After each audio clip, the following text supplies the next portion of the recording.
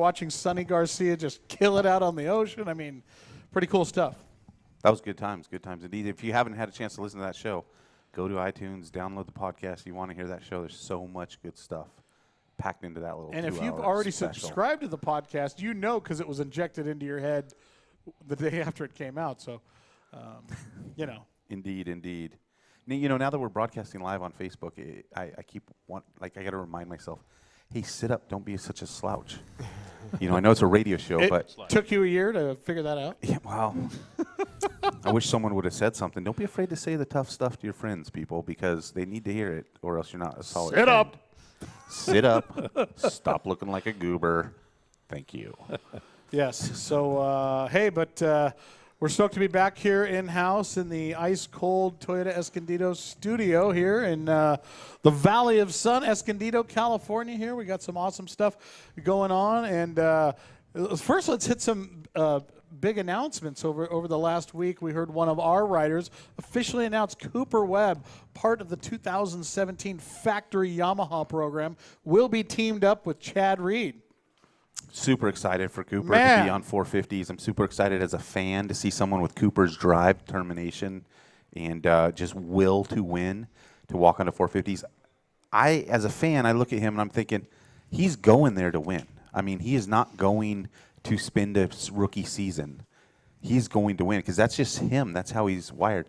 But I've also watched Ricky Carmichael and, James Stewart and Eli Tomac and all these guys that came out of the lights as these super dominant forces, and then they had their first year, and that first year can be very difficult. So especially on a big bike. Yeah, everything changes. You see them like grabbing a handful and looping it out over the berms and all kinds of stuff going on that you normally wouldn't see. So certainly don't hope that for him, but if it happened, I wouldn't be overly surprised. But one thing, it's hard to imagine him going there to just spend a year learning.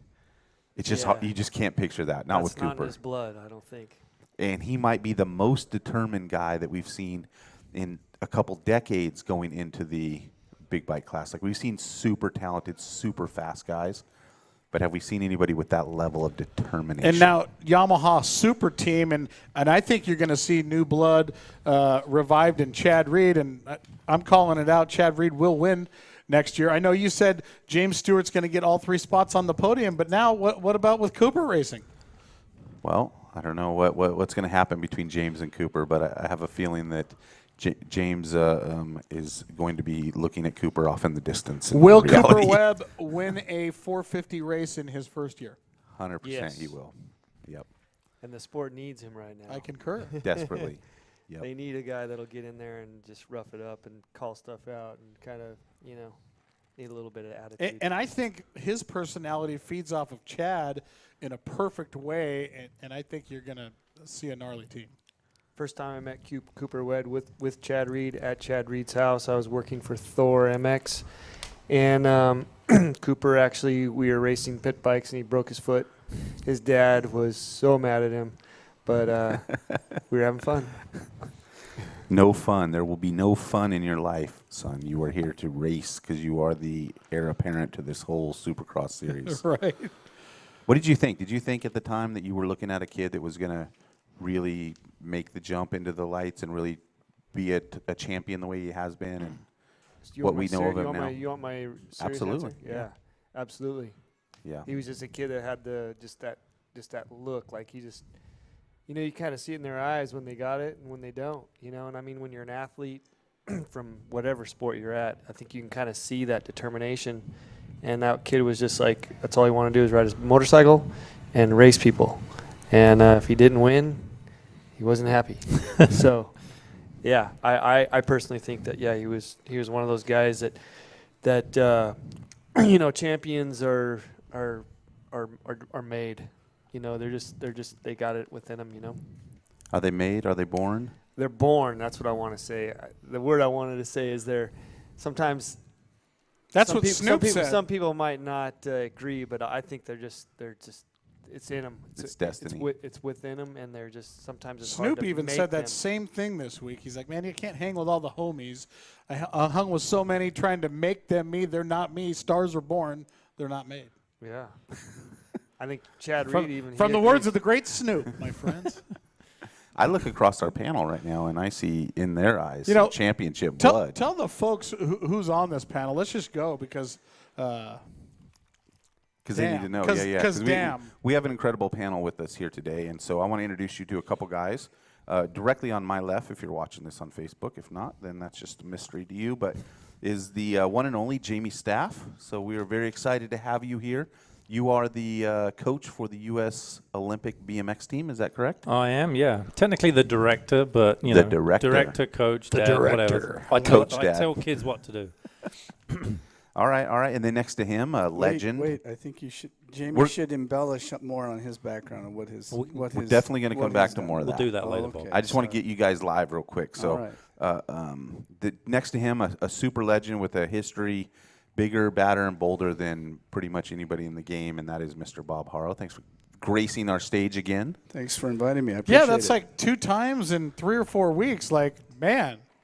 I just happened to be in the neighborhood. It all seemed to work out. And my Toyota's getting repaired right now, so this is fantastic. It's a good day. No, thanks. I appreciate it, guys. Thank you. Then next to him, we have one of our favorite co-hosts to come on the show, and we get to hang with him quite a bit. You all know him. He's a legend from the action sports industry in his own right, and a champion as well. And all that from the small state of Alaska. Yeah, just a little place up north, you know. Guy by the name cold. Of the slasher, Victor Sheldon. So big radio round of applause for Victor, Victor. Thank you for having me. Champions are born too, Corey, all right? So I just got a text message from a guy, my buddy Corey Falter. He won't call you out on the air there, Corey Falter. Just cluing you in. So, look, we're going to continue with the little industry news, and then we're going to get into who these guys really, really are and let the world know, like, some of the amazing things that you guys have done and what we're doing here with the USA Olympic BMX team, which is the theme for tonight's show. Yes, very exciting. Yeah, man. Good stuff. What I really wanted to touch on here quick before we get lost is coming up this weekend, Toyota Escondido, we're sponsoring the 16th annual Guy Takayama Pro Nose Riding and Pro Open Surf Contest, which is part of the big annual 32nd time they've had at the Oceanside Longboard Surf Contest, and it'll be Friday, Saturday, and Sunday out at the Oceanside Pier. And this thing been going on for a long time, and there's big crowds out there when there's not a gnarly event going on. So it's going to be super packed. They're going to have luau's, all kinds of killer food, beers, vendors, games, raffles, prizes, all kinds of cool stuff out there with all these different. Whoa! I just heard of a waterfall. Oh.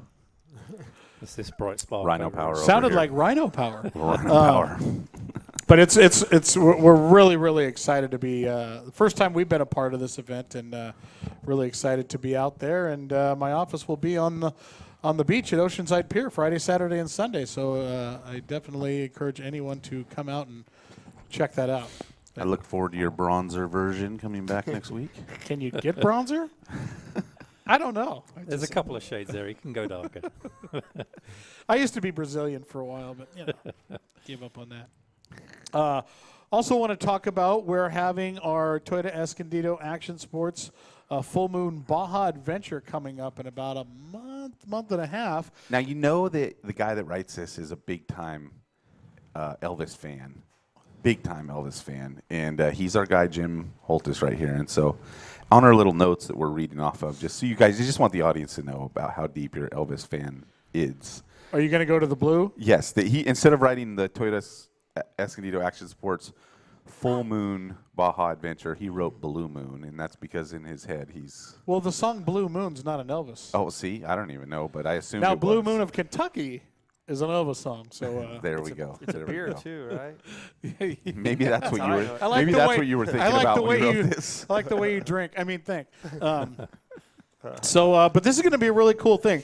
This is an adventure. If you've never experienced the beauty and the wonders of Baja, and you have just simply a 4x4 Toyota vehicle, doesn't have to be tricked out, pre-run or any of that, stock 4x4 vehicle, you can secure straight a out spot. the garage, straight to Baja. You can come pick it up here, take it straight Make sure to you Baja. take Cameron Steele with you. Well, Cameron Steele is leading the trip. Yeah, no one more educated, and running tours, if you will, and expeditions in Baja, then Camera Steel, the full support crew, everything you could ever possible need, all inclusive. And spots are starting to fill up, but there are a few left. So if it's something you like to do, maybe you've never been to Baja, maybe you just want to go back because you know the deal, then you can get a hold of us here. Email guru@toyotaescondido.com, and we can get you going on that. Indeed. You don't want to miss it. Surfing, days of surf, exploring, all kinds of the famed Mike Sky Ranch, Horsepower Ranch. How many days is the event? 5 days, 4 nights. Wow. Is that Toyota yours, Bob, four-wheel drive? No, it's borrowed. Well, then just Perfect. Just you're gonna have to hit the You right. can have more fun with it. It's a rental. You have to use the right pedal a little more. Just mash it down, and That's they'll get you right. unstuckered. But yeah, it's gonna be a great time.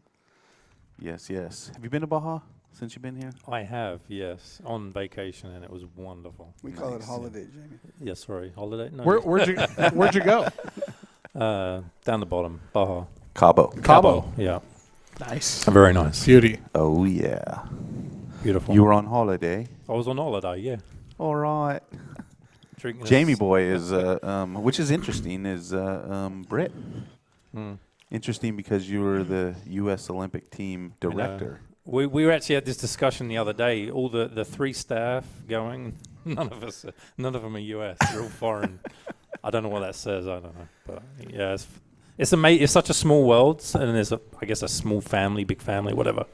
But you go to any country, and there's different folk from different countries working. They all move around. I guess they get fired from one spot, go to the next. So all the Americans are with the Brits and the I don't think there's any Americans smart enough to go or dumb enough to go over to the UK and live in that drizzly place. I don't know, man. Cycling, Europe.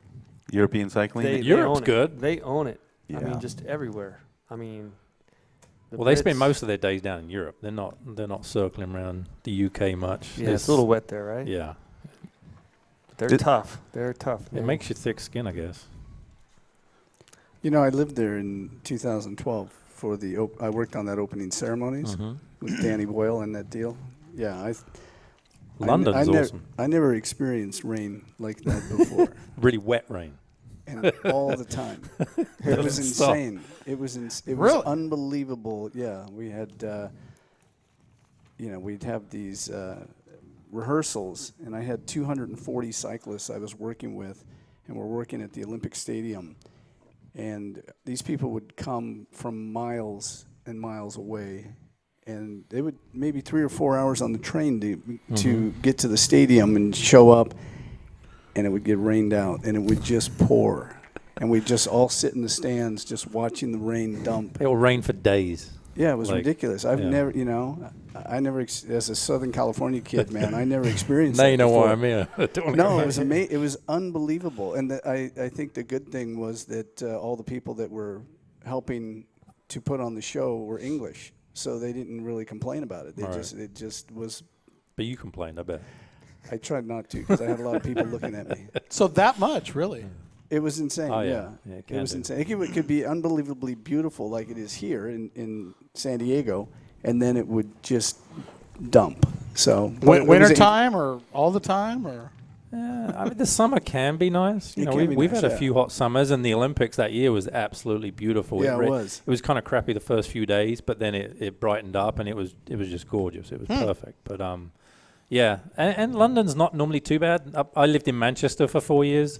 And that was just horrible. It was like probably being up in Oregon or somewhere around there, Washington. It just rained. Yeah, I was going to say Alaska, but I don't know. I've got no idea what your climate's like up there. That's just snow. cold. That's called just snow. cold snow. It's white rain. That white stuff. Yeah. That's where the weather comes from, so you can just imagine that. What does that mean? Where the weather comes does the weather from? really It comes down. originate there? Pretty much, Doesn't right? it? I don't where it know. This comes is from. way out of my pay grade right here. Yeah. So I'm in someone else's Put lane. it this way, you don't know what you're going to get day to day. Yeah. Kind of like with this show, folks, the Action Sports Show. That's right. We're going to take our first break, and when we come back, we're going to dig into it with all these guys and talk some Olympics and what we have to expect here. So the Action Sports Show, powered by Toyota Escondido. Don't go anywhere. We'll be right back.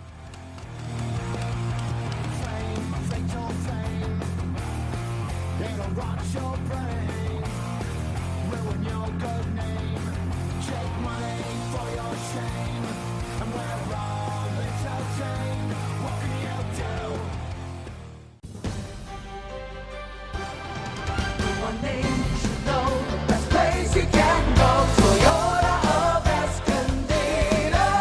already know that Toyota of Escondido has a huge selection of new and used Toyotas, right? But I bet they have a few more things you didn't even know, like a certified collision center. If you're ever in an accident, get your Toyota fixed with the proper parts it was meant to have at Escondido's only Toyota certified collision center. Toyota of Escondido. Toyota of Escondido. Looking to save money? Toyota of Escondido has a full refinance department. Keep your current car no matter the make or model and let Toyota of Escondido's refinance team help lower your monthly payment or current interest rate. Visit ToyotaEscondido.com and click the refinance tab. ToyotaEscondido.com. Shop for your new Toyota and much, much more. What's up? This is Robbie Madison. You're listening to the Action Sports Show, where all things action sports goes on. Tell your mama I said hello and keep it wide open. You're on, guys.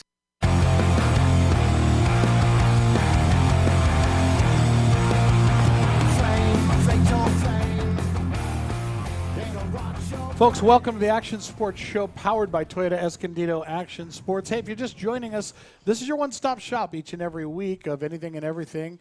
As you heard Matto just say, in the action sports world, you never know what you're going to get here. Surf, skate, snow, BMX, moto, UFC.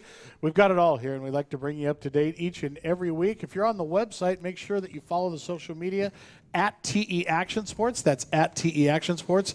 Subscribe to the podcast, and also, if you're watching on YouTube, well, you can subscribe to that too. So if we go live, you get to hear it right away. But as a matter of fact, right now, if you guys want to log into our Facebook at TE Action Sports, you can find the feed going right now, so you guys can actually see what is going on. And we'd love to have you guys post some questions on there. We'll make sure to get the boys to answer them. absolutely. Speaking of the boys, let's dive into it here, Danny. Let us. Let me get my paper here. Oh, here we go. All right, so Jamie, my man. Hold on, get to the hard questions. We're going page 2 right away. Did a little research. This guy's got his own Wikipedia, of course.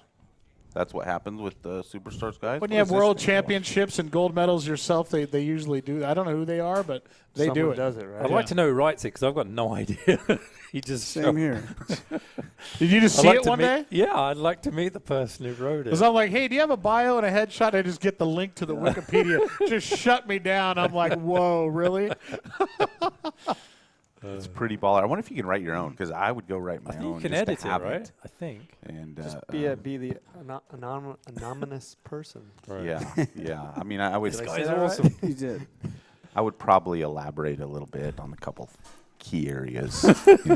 Make it look better than it really was. But Sounds like photo editing.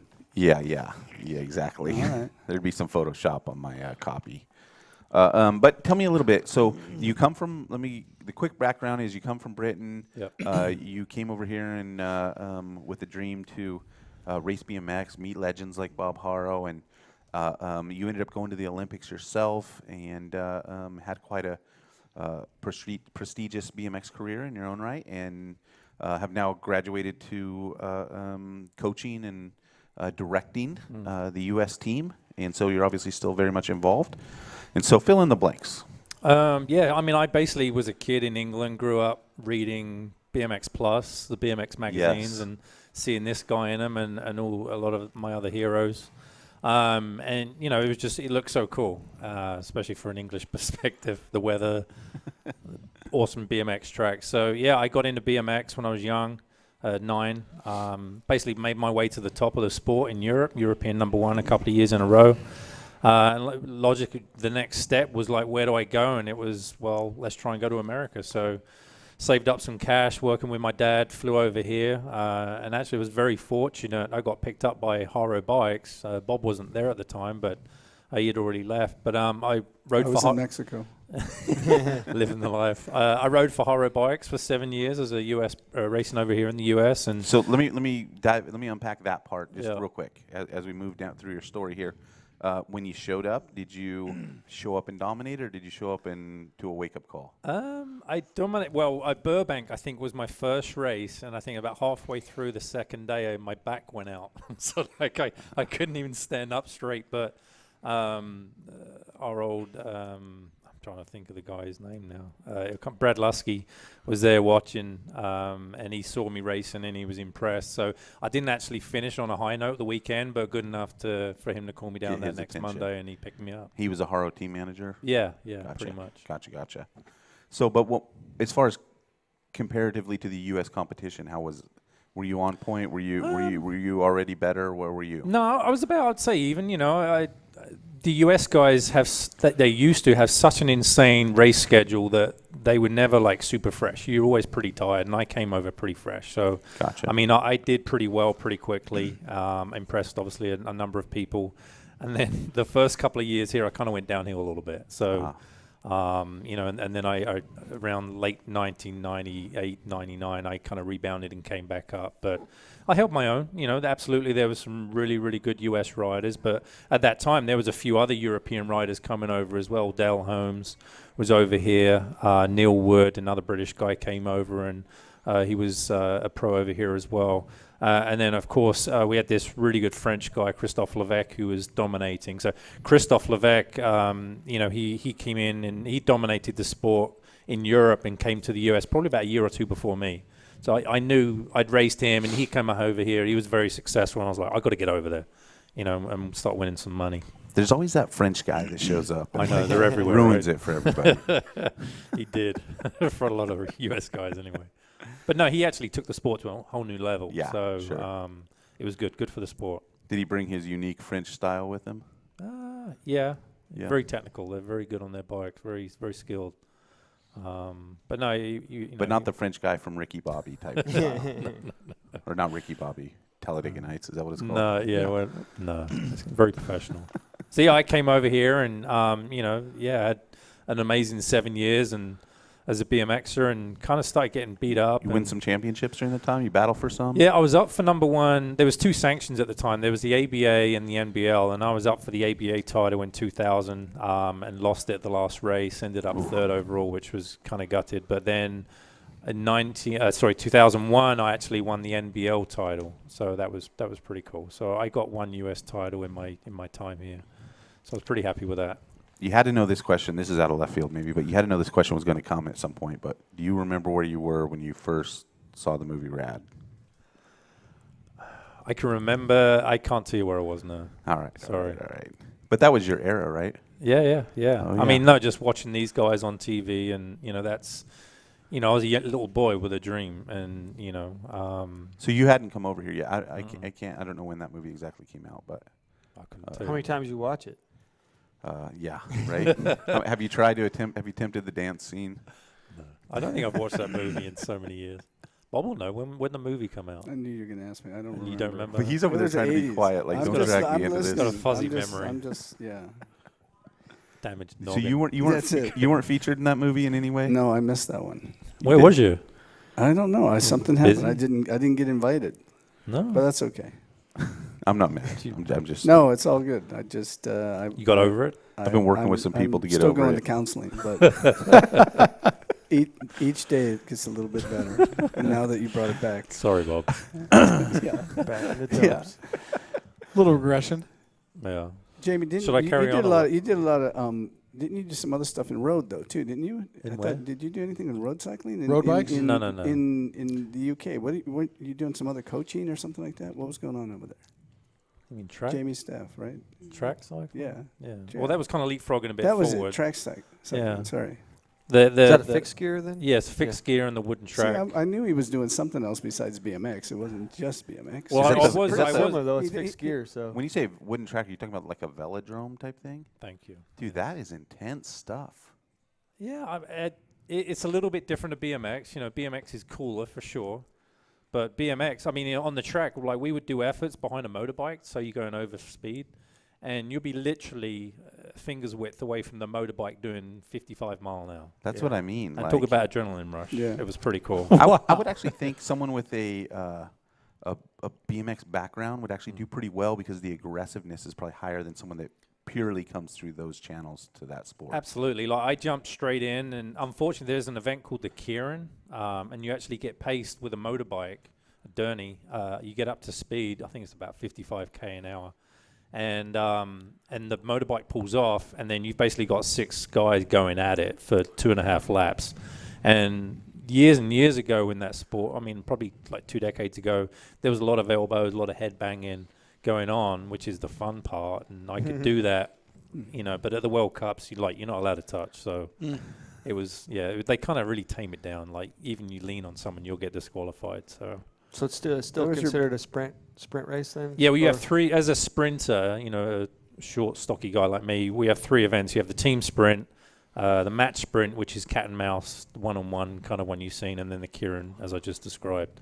And the one I got, I can talk about maybe, is that I got a gold medal in the team sprint. So I was, which is 3 guys, and I was man 1. So it's my job to get the team up to speed. I move up the track, and then the 2 carry on. Threesome, nice. Yeah. So where was this? Where were you? Did you hand it off in a lead? How was that? Yeah, I set a world record. You set a record, I set a record. the fastest record. man one lap Absolutely, 17.1 seconds. So that was the quickest at that point in time. And I think only 1, maybe 2 guys have gone under that.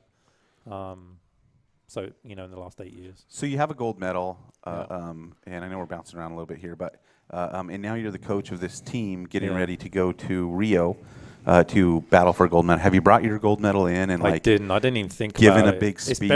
It's buried at home somewhere. Seriously, like everyone thinks you put it on your wall, it'll get stolen, so it's buried. Is it really gold? No, gold plated. They used to be gold. Yeah. I couldn't What, tell you like what in the generation. Athens days? Athens in 2004. No, they were actually gold, but gold's super soft, and like I've heard stories of people dropping them and then like on a flat spot, So I googled. Is that their excuse for not making it gold? I googled. That wasn't a good one. Huh? I googled how much does it cost to make a gold medal, and I think in China it wasn't much. It's like they're made in China, the ones I got, so Fancy they're that. cheap. Oh my gosh. So do you actually like have some like serious talks with these guys, or are you really just coordinating mostly? Like you're not there to just. Have you met kids these days? Well, that's what I'm asking, because I know like they don't listen. if you're watching like some NFL and the coach gets his team together and says, Right. "Hey, this is it," and he gives them the big Right. "Let's do this" Yeah. speech. I don't know if that exists for you, and that's what I kind I of want to try. see. I'm not naturally that person, but Uh-huh. it's in there, and if I'm in that right moment at that right time, I can deliver it absolutely. But yeah, I'm better at writing. Like I do these long stories and messages to the athletes. I need time to think and plot it out. Sure. But occasionally I'll get it right and I'll say something, and I'm like, okay, that was good. You'll walk away like, man. But I love those locker room talks and that energy, and it's cool. Since it's an individual sport, but you guys are a team, do you even get in the locker room as a team together, or does it even really work like that? A little bit, yeah. You're right. It's an individual sport, but we're traveling to Rio as a team, and we support each other. And this isn't the first event we've gone as a team. We race World Cups multiple times a year. We travel as a team. These kids have grown up together, and there's actually been obviously there's a lot of publicity about it right now, and in certain media, there's you're seeing young pictures of these athletes as young kids, and they're hanging out. Like I think there's a picture of Elise and Connor from like the age of 8, which is just they've grown up together. Yeah. And it's all of them have known each other for say the last 15 years, and that's pretty cool. So they're pretty close. They'll hang out and do things close. together. Yeah. You get a few ones that kind of stay on the outside, but like the group we've got here, I couldn't ask for a better group, better team. They're awesome. We're well gelled, well united, and they'll get each other's back and support each other, which is pretty neat. That's Even if very they're cool. racing against each other, they've got each other's back. It's cool. Yeah. Is it still similar? Has it changed? From when you were on a team and you guys were a team and you traveled around together, and is it still kind of have that camaraderie, or is it? Yeah, I think so. I think They it's still, like skate teams and all those, how they were just like that was you you see that. I mean, it seems like the spirit is tight, and is like Jamie says. I mean, Jamie knows better than me because he's working with that stuff real time every day with these, these young athletes. But no, the human dynamic seems really good, and I think BMX is much more prestigious than it used to be. In my day, it was, it was a random sport that kids did. Yeah. It had no Olympic status or any status at all other than, what we did on our bikes and thought we looked rad doing it. And if you got show up in a magazine, kind of validated that it was cool, But no, I mean, I have to say, as a guy that was a first generation BMX rider, I'm super proud to know that BMX is third time in the Olympics. And, my friend Jamie here is, the head guy on the U.S. team. And, and I'm working now with Corbin Sherraw, who we had hoped would be here tonight. And but it's it's really fun. It's exciting and it's fun. And I know when I was in Beijing for the first time, when BMX was in the Olympics, and then again in London. I mean, it's in your blood. You love the sport, and it's just exciting to see it on a world stage, and the amount of media attention, and it's the Olympics. It's insane. I've never seen so many cameras and television and from around the world that had put this sport, this little random sport, on the map. So I don't know. For me, it's really, really important and really exciting, and it's a big deal. I mean, I can tell you, I tell people right now, you're gonna watch BMX. It's gonna be on TV. It's coming up. It's gonna be super cool. So, yeah, it's pretty amazing. I also got a quick question too. Since we're talking about the Olympics, it doesn't really pertains to action sports going into the Olympics, because it's always been a stick and ball sort of world. Olympics. You know it as that. And now it's opening up even more the next one. So why are they doing that? Why are they going into action sports? Because I think at least things that I've heard, and Jamie can validate. It's cool. Well, I think that there's there's new young people today that they want to have things that are relevant to them, whether it's snowboarding or potential for skateboarding and freestyle in the future, freestyle BMX. And now BMX racing's in there. I think surfing. Surfing, thank you. Yeah, I mean, it's just they need more. I think more relevant sports that what kids do today. Yeah. I mean, you got to believe that I the personally Olympic think Games. they want some marketing dollars, but yeah. Probably. anyways. I mean, there's probably that too. But I think they need Yeah. eyeballs. They need fresh eyeballs and Yeah. and young people that would find it captivating to watch. Which goes someone hand that's in their hand peer. with the marketing dollars. Yeah, that's another conversation. So I got to believe that, and obviously I can't, Olympics have been around a long time. I mean, when was the first Olympics? I mean, I think this is the 31st one, so I believe. Am I right? That's it? No, there's more No. than that. I want to say they So went if we back go to the 31 times 4, That's 120 odd years. thank you for doing that for me. So, okay, we go back to the Okay, 1800s. so And I'm thinking model. 30 years, but yeah. Yeah. you got to believe that Every 4 years. you got to believe that the sports back then were different than they are now, and it isn't unnatural that it would sort of evolve with with the sports. Well, you even know? the sports have evolved themselves. I mean, everything evolves, and Right. I agree. I think it's just they're trying to get in young members, young viewers, and that's what they want. The kids of today have grown up watching X Games and the extreme sports, and they're trying to drag them into that Olympic umbrella. And I think it's smart. Yeah. It's smart. A lot of them, I think, are rejecting sort of that vibe because it very much flies in the face of the identity that they've sort of interpreted themselves as. A lot of the younger kids, the freestyle, the trick-based sports for sure. But I think that once they get in that platform, it'll be very interesting to see how things pan out when skateboarding actually goes through this, if it becomes something that everybody really covets, or if it becomes something that they're too cool for school for type thing.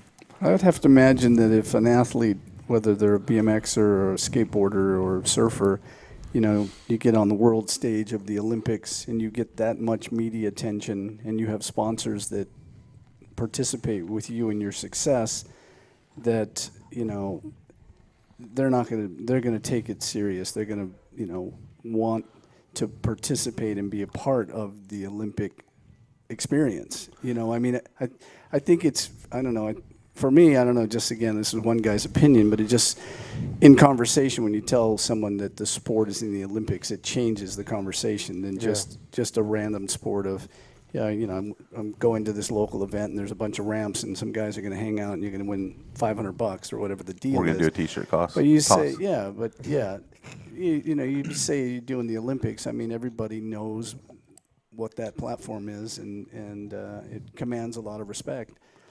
So I think you make a very valid point there, and but I want to talk about the sponsorship component to the Olympics because it's very locked down. We're going to take another commercial break, but when we come back, let's get on that because sponsorships in Olympics. Don't It's a difficult situation. Yeah. So much to talk about, man. We're just scratching the surface. Folks, more of the Action Sports Show when we come back.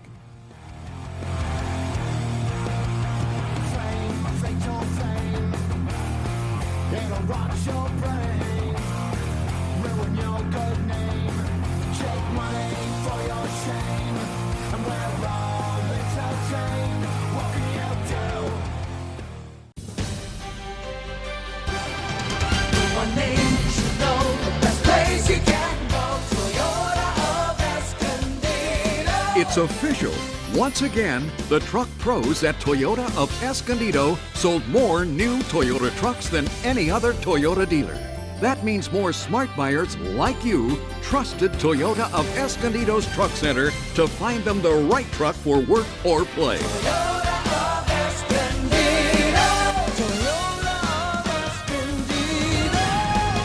It makes sense to buy from the truck sales leader. Let Toyota of Escondido customize your new truck to fit your active lifestyle. Choose from lift kits, custom tires and wheels, and much more. Come experience a whole new way to buy your next truck. Toyota truck sales leader for San Diego County for 2014. You're listening to Guy Talk, broadcasting live from the Sport Clips Haircuts locker room. Caller, you're on the air. Hey, boxers or briefs? Speaking briefly, boxers. Unless you're a boxer, then I'd go briefs. Next caller. I want to find my nearest Sport Clips, but I don't want to ask for directions. It's not technically asking for directions if you use sportclips.com to find your nearest Sport Clips location, and no one will ever know. Let's take a break for a word from our sponsor, Sport Clips, where guys go to get an awesome haircut while watching sports on TV. Throw in our relaxing massaging shampoo and our legendary hot steam towel, and you've got our MVP haircut experience. Your head will be as majestic as a freshly mowed Major League outfield. Try it today. Last caller, you're on the air with Guy Talk. So how cool is getting a haircut at Sport Clips? Oh, it's like stepping up to the plate and slam dunking a touchdown. That's all the time we have today. This has been Guy Talk, brought to you by Sport Clips, where it's good to be a guy. What's up? This is Brian Deegan. You're listening to the Action Sports Show. That's what's up. You're on, guys.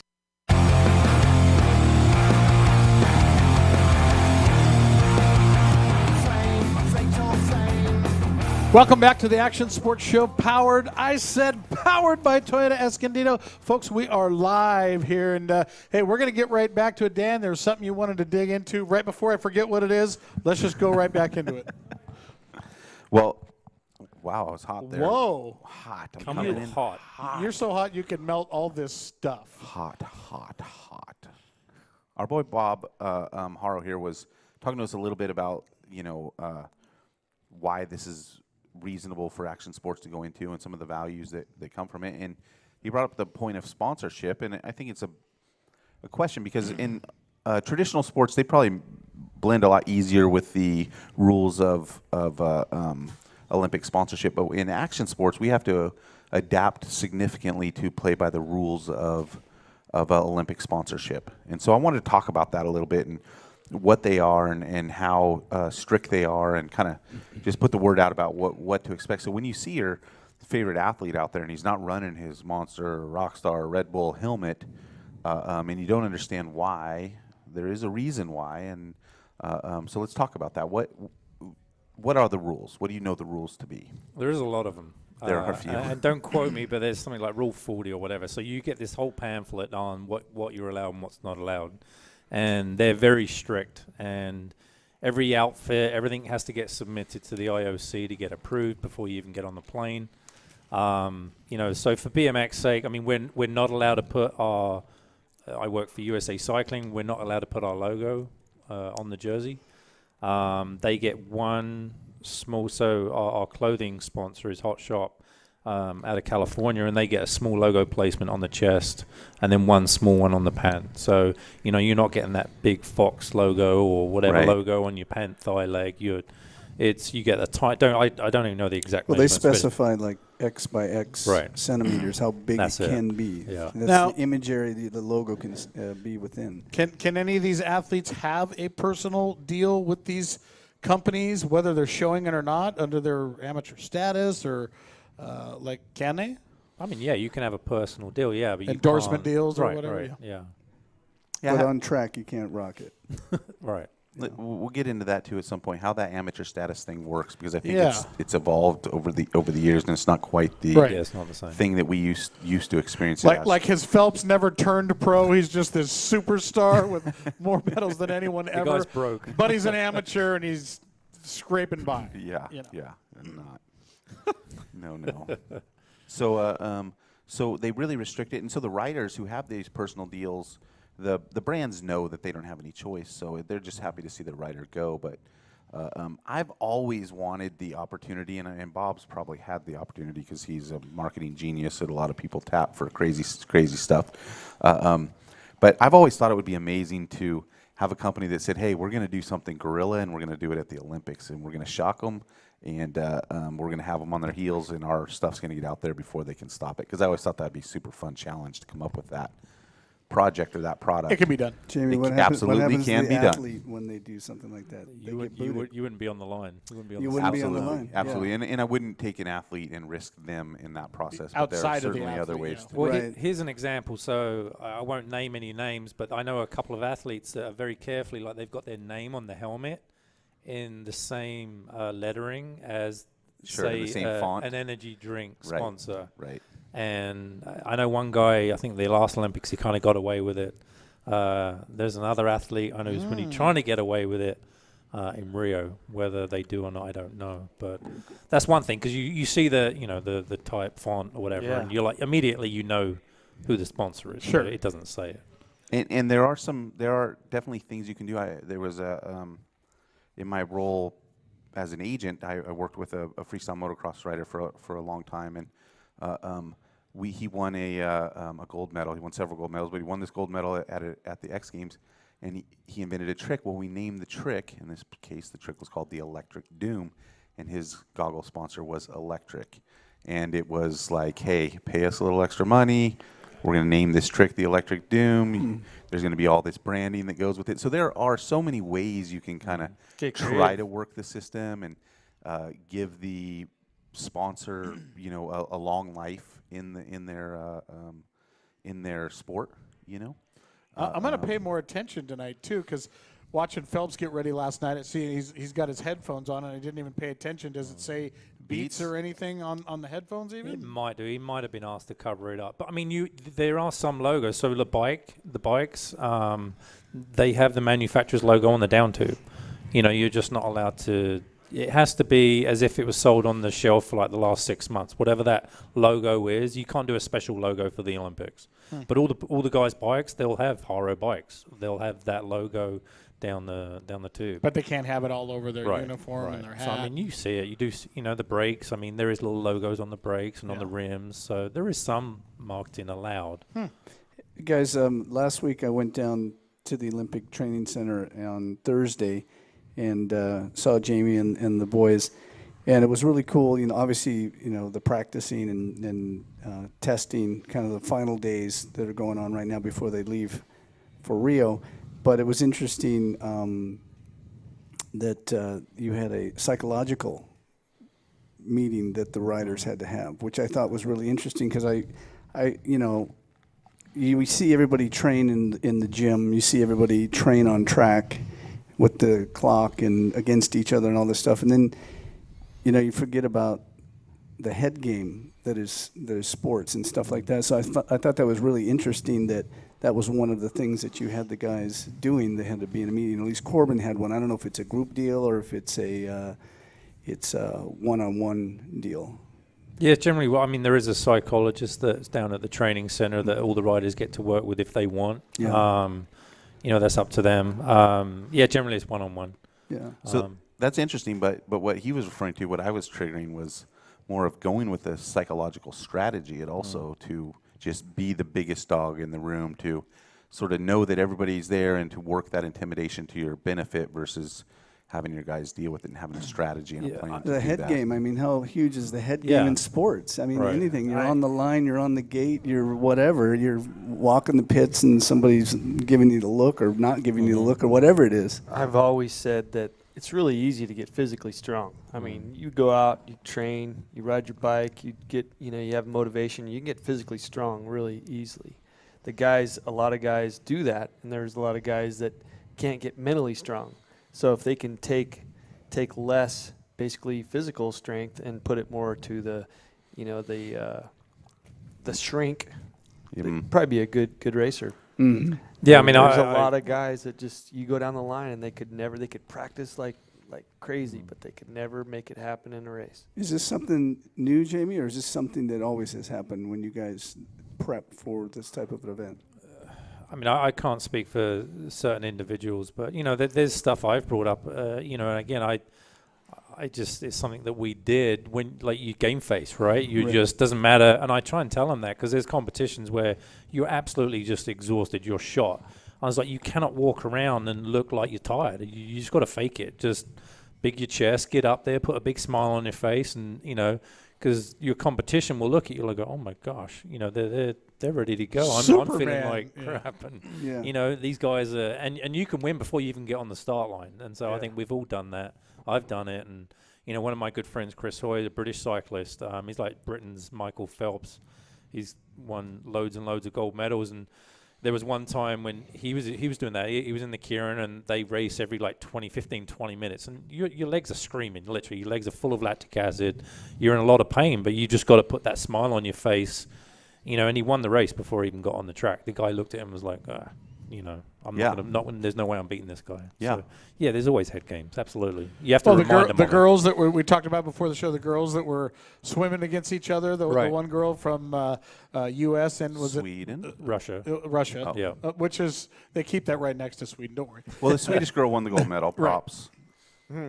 But I think that was a different different race. There's like 95 events in swimming. Yeah. But she was given the number one and waving the finger back and forth. And then you talked about Michael getting ready for his race last night. And this other dude's dancing up in front, shadow boxing, clowning around. And he's just sitting there stewing like I thought he was going to kill him, like before even the race or whatever. But serious mental games. You have to be prepared for it. Yeah, Yeah. I mean, someone can just throw you a curveball, and you're sitting there like, what is this dude doing? But it's all about focus. You've got to have to be focused, and these guys practice, and we try and change up the scenarios down in Chula Vista a lot. Like before they get on the gate, we'll do things to mix it up a little bit, so they're not doing the same routine every time. So they're just used. We'll to get them that on the gate routine. and then pull them off the gate. Like they've had a flat and we've got to change their wheel, or we'll delay the start, or we'll do something that just keeps them. They can't get set in that Little one off routine. balance. Yeah. How does the TV timeout situation work in an Olympic scenario? Like, will they suddenly hold them, or does the sports timing take precedent over the team? No, TV. There's no TV holds. No, I mean it's actually the opposite. We don't get enough rest. So at the World Cups, I think the schedule here is a little bit more relaxed. They're giving them 30 minutes in between heats, which is fine.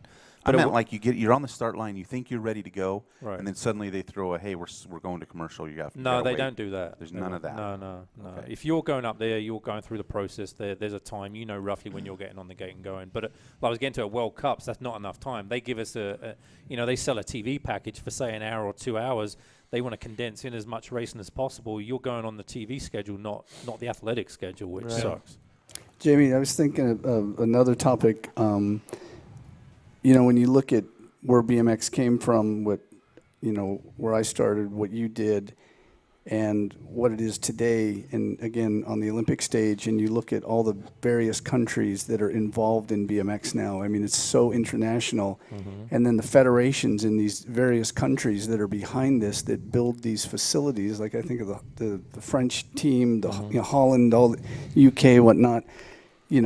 They have replica tracks that these guys train on that are one-to-one tracks of what they're going to compete on.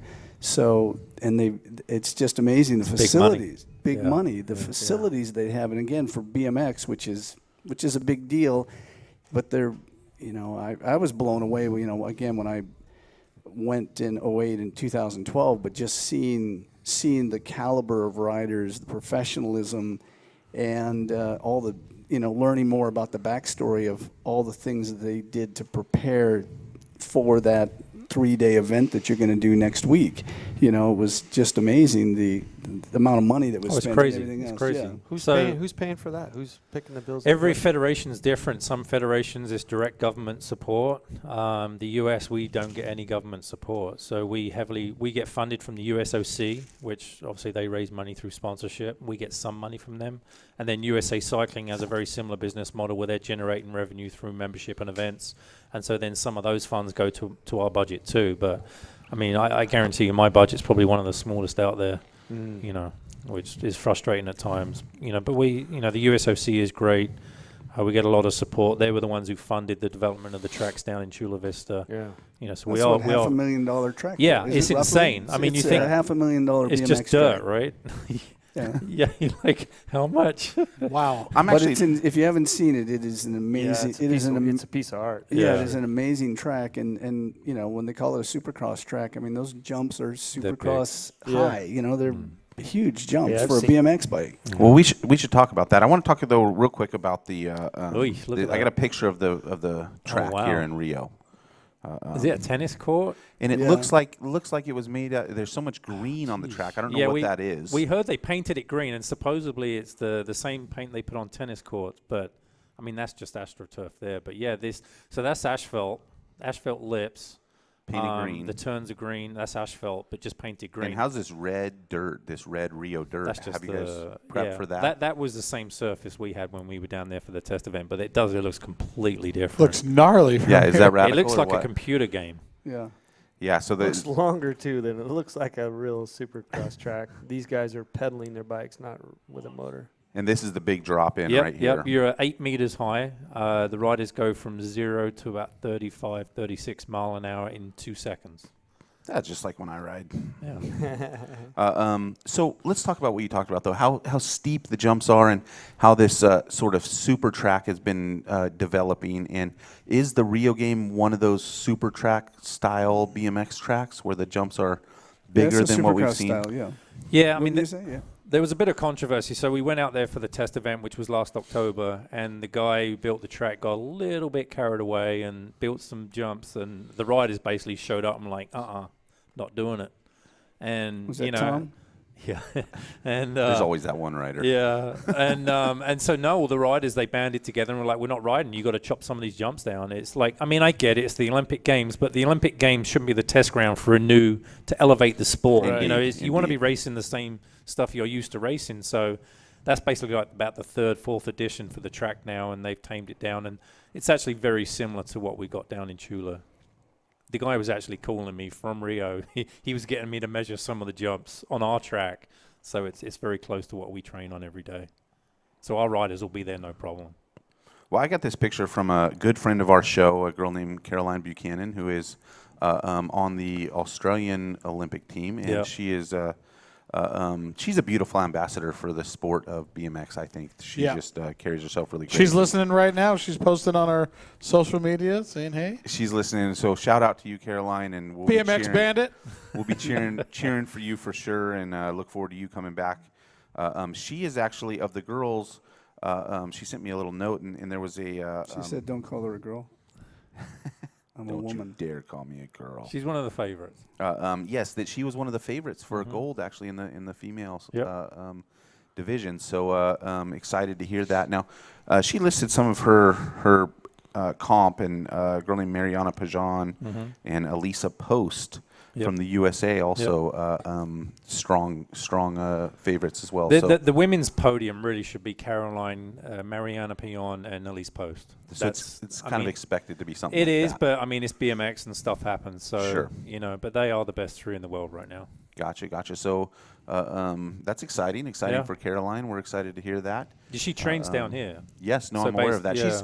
She's got a heavy American component, much like yourself. Yeah, she's living here yeah. and whatnot. So, but holds on to that. But she's living here legally. Jamie, you want to talk about that? I'm legal. Oh, I'm sorry.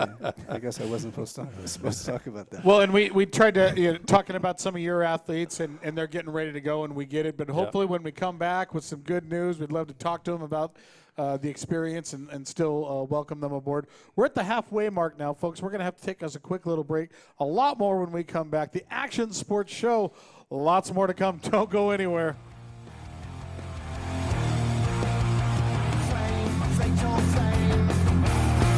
It'll rot your brain, ruin your good name, take money for your shame, and we're all entertained. What can you do? Catch the Action Sports Show powered by Toyota of Escondido Tuesdays, 6:30 p.m. right here on ESPN 1700. Featuring Jim Holtus, the host, the agent, Dan McGranahan. Get fired up by amazing guests from the world of action sports, such as Supercross star Cooper Webb, UFC title contender Dominic Cruz, FMX superstar Robbie Madison, surfer Tori Meister, musician Graham Nancaro, and more. The Action Sports Show brings you the biggest names in the action sports world. Tune in every Tuesday, 6:30 p.m. right here on ESPN 1700. This is Shannon Campbell. Hi, this is Walker Evans. Big Daddy here. This is Jeremy McGrath. Hello, this is Jay Leno. This is Mario Andretti. This is Carl Renazetter. This is Rick Dale with Rick's Restorations. This is Paul Tracy. Hey, this is Sonny Garcia. This is Trigger Gum, Daredevil. My name is Paul Thacker. Robbie Gordon here. This is Ryan Arciero of Arciero Miller Racing. I'm Ryan Friedlinghaus, CEO of West Coast Customs. This is Kerry Hart. Hey, I'm Tanner Faust. Travis Pastrana here from Nitro Circuit, and you're listening to the Action Sports Show. You're on, guys.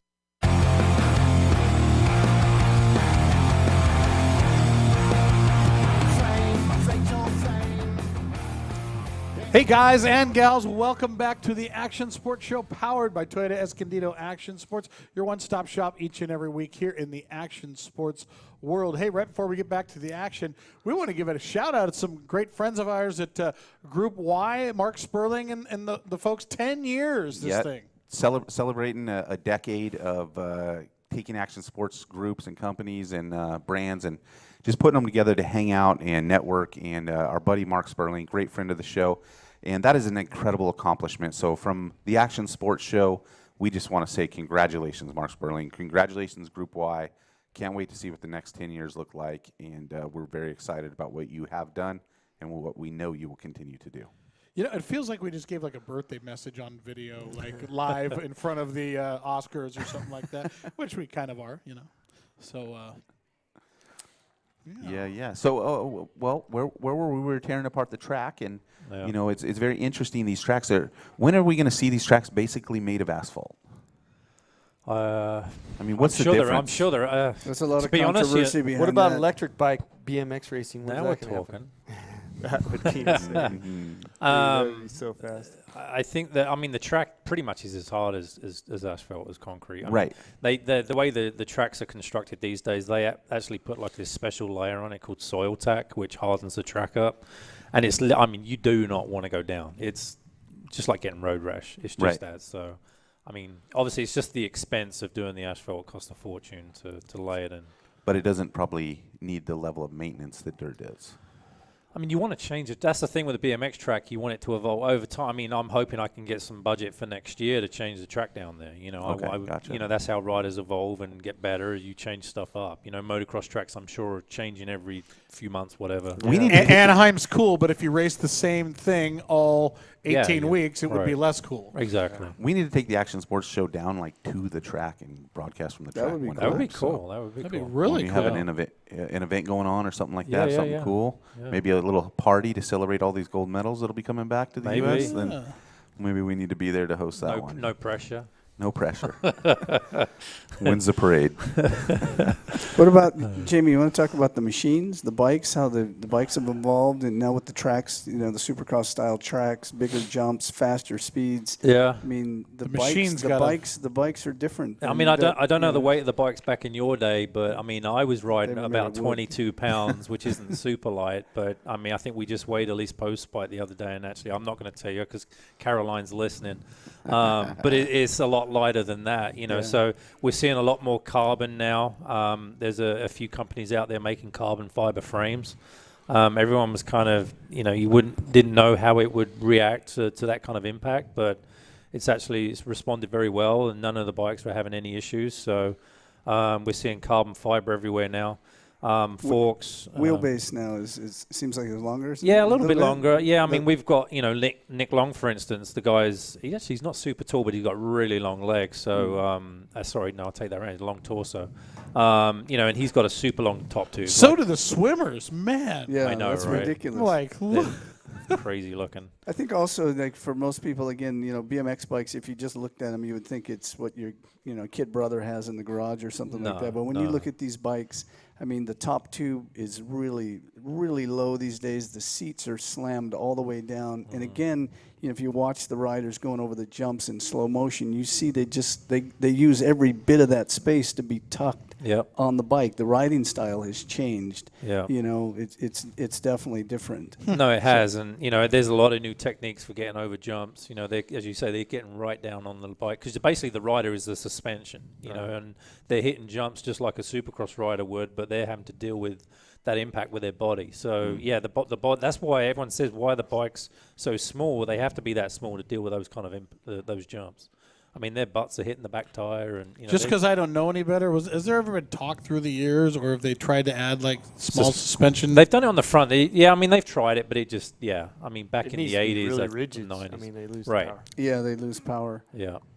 The what else was? And they're pretty smooth. So I mean, there's decent backside. So if you're getting good backside, you don't need suspension. So the other deal is That's the key to life. Tire technology too. Look at the tires now. These guys are running high pressure. What? Yeah, I mean, you were probably back at 45 pounds. I was at about 65 pounds. Now they're running close to 100 pounds. Those are rocks. Yeah, I mean, it is. But the tracks are a lot smoother, and that surface I was talking about, that's on there. That makes it smoother too. It's pretty much just like riding on tile, Yeah. So, but the pressures are super high. And the tires have got smoother, they're more like a car tire versus like an off-road tire, the old Comp 3s, which we all grew up racing on. But there is controversy with the new tracks. While they're, faster, the starting gate is, what is it? 8 meters higher. Yeah, it's really tall nowadays and very steep. And the jumps are obviously way bigger. But, I mean, there's a lot, you see it on social media and stuff like that. The old school guys, saying about the new school riders that, hey, they're clipped in, they shouldn't be clipped in. Oh, so the we're clipping.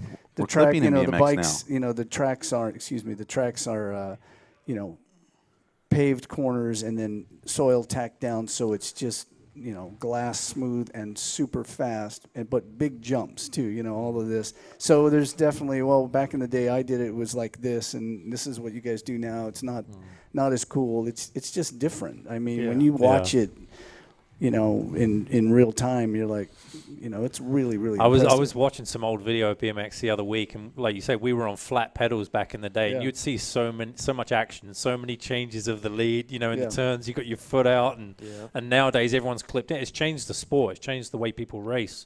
They're following each other around the turn like you would just in a NASCAR, and you're lining someone up to pass them down the street.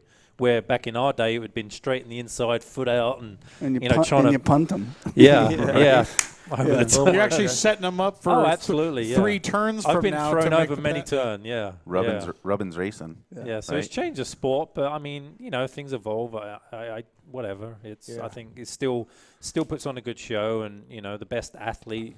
You're going to win. The best athlete is going to win no matter what. No matter what the restrictions are, rules are, the best guy's always going to win. Well, as long as everybody's playing by the same rules, then then it's going to get back to what you can do within that envelope. So, Jamie, you know what? I'm sorry. No, it's cool.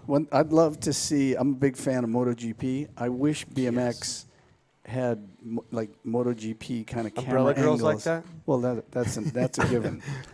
But just Victor's here, everybody. I love those point of view cameras, Right. just everywhere on the bike, and just all the little nuances of racing and guys coming in close, and I don't know, all of that could be so cool. It's more drama to the sport. Yeah, kind of get yeah. people, because I don't know, when I watch, you watch Valentino Rossi or whatever on the track, and you're watching him coming into a turn, hard braking, and the rear wheels coming up, kind of dancing, and he's balancing. I love that with the red camera, just getting everything. I love that. Yeah, I'm a huge MotoGP fan, and actually I've been texting with Cal Crutchlow today a lot. He's a good buddy, but yeah. Anyways, he just had a brand new little baby, so congratulations. But yeah, MotoGP is definitely is a really fun sport to watch. Now, do they do a whole lot of onboard cameras during racing now, either Not really. away from the Olympics or even differently at the Olympics? At World Cups, you're allowed to wear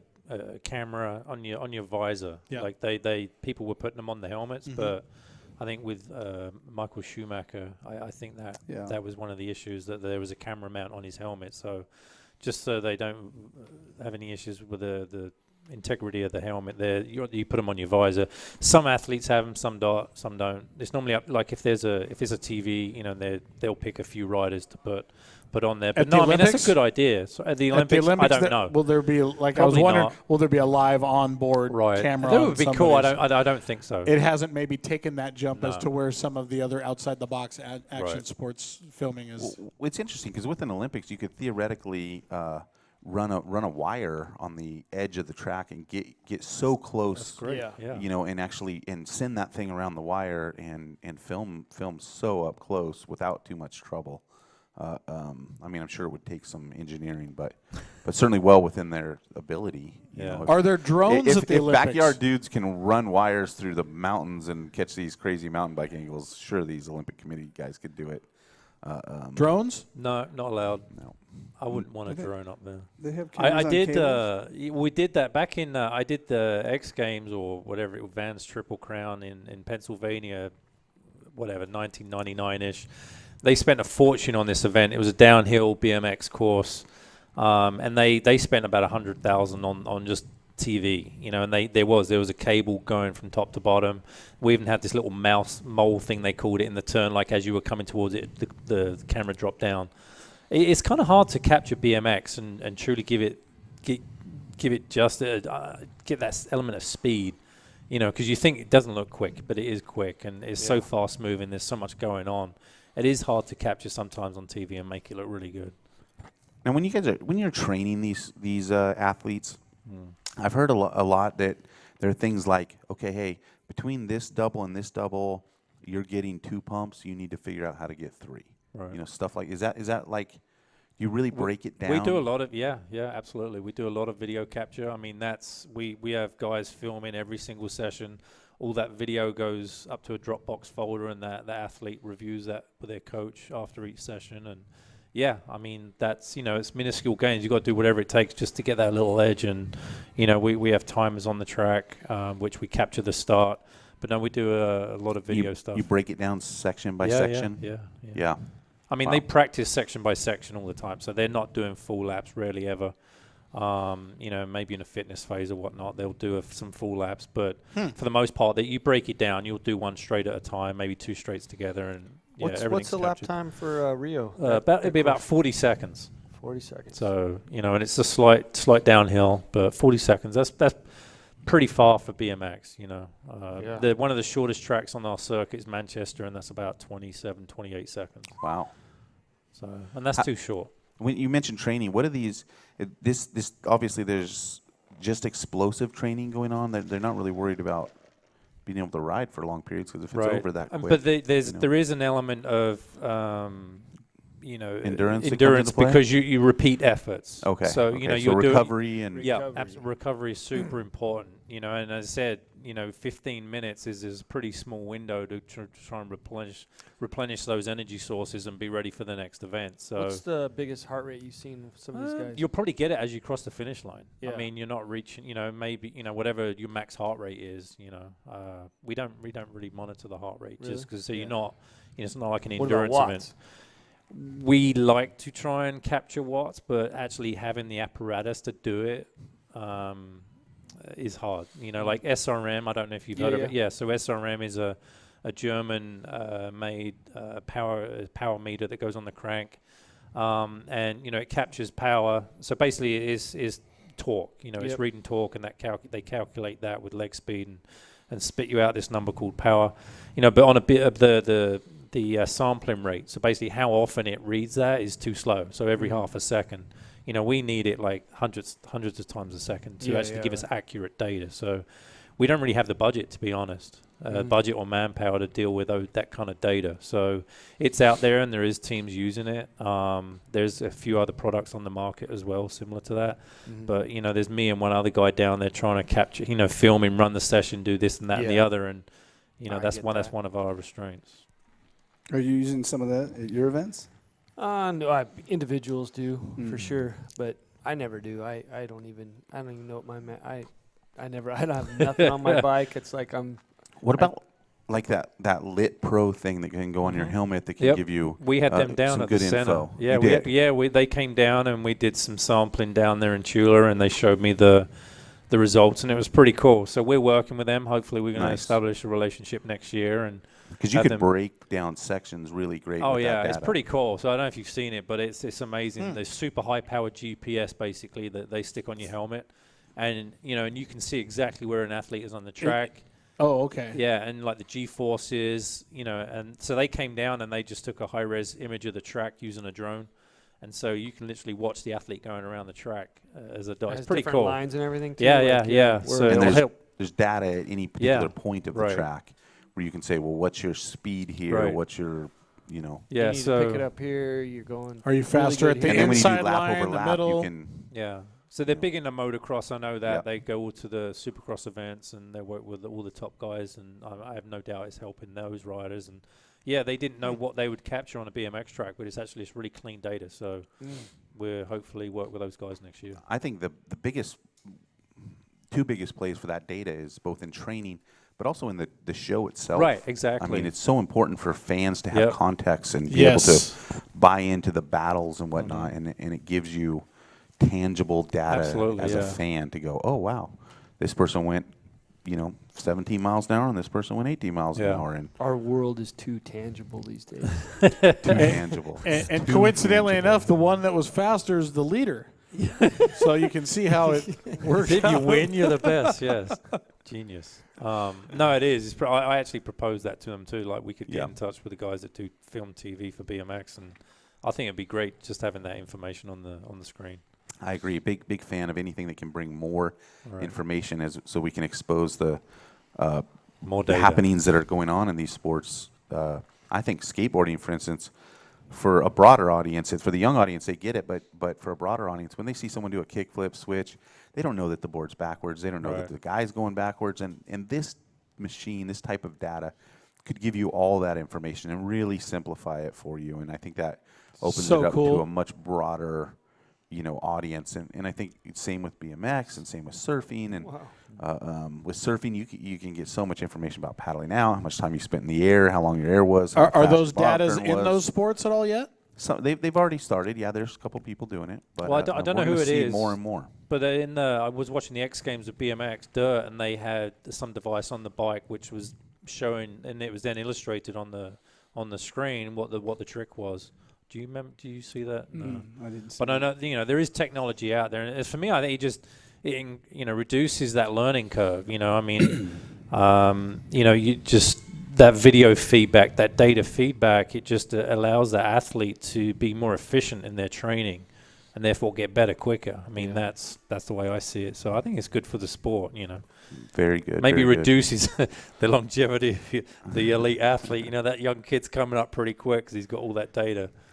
But it is going to do that. It's going to allow these kids to train smarter and faster and become better. And I know you guys probably are holding on to some records here, but couple. Just take a picture of them. They'll never. Do you guys hold some records? I did. I had the world record for the standing lap and on a bike. But yeah. And did meaning Someone's beaten it now, yeah. But that was altitude, so that's kind of cheating. So technically, I should still Jamie, hold don't it. blow But it. Everybody's got Don't- that angle. yeah, I'm not Don't going talk there. too much. Yeah. Altitude. I can let it. Yeah. Bob, you got to have the record, like the first person to do a bar spin or something No, like that. I don't know what I have. The coolest dude in San Diego. No. He's Coolest name. No, just Well, just we having got to fun. take another little break. We're going to do some research. I'll have our All these crack records. statistician, Crazy Chris, behind the bar. Yes, you are the crack statistician. And, wow. We'll be right back, folks. More with the Action Sports Show powered by Toyota of Escondido.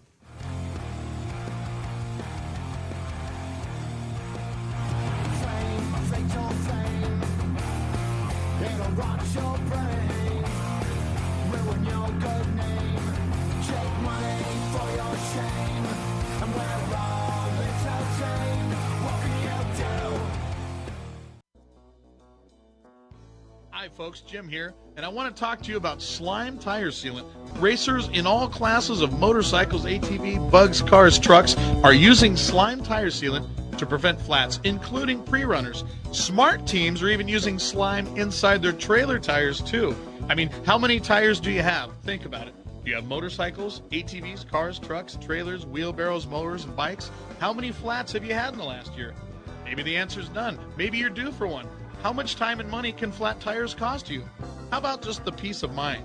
Nobody likes flat tires at all. Just pre-install Slime Tire Sealant to prevent flat tires. Slime is a liquid tire sealant that easily installs after taking out the valve core of the tire with the tool provided.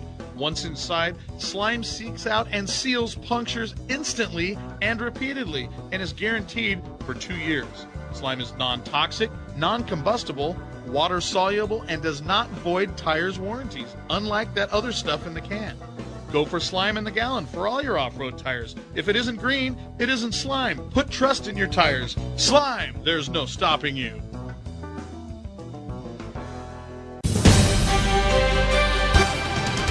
One name you should know, the best place you can go, Toyota of Escondido. It's true. The best new cars make the best used cars. And Toyota of Escondido is once again #1 in Toyota certified used cars and trucks. Feel confident driving with the peace of mind of a 160-point inspection and Carfax report.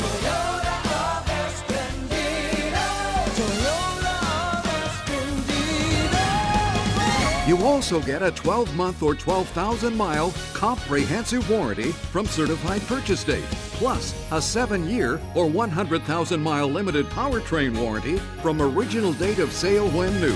Please ask for complete warranty details.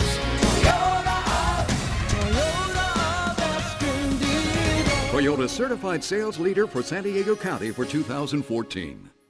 This is Rowdy Beck Rawlings from Australia, and you're listening to the Action Sports Show. Meow. You're on, guys.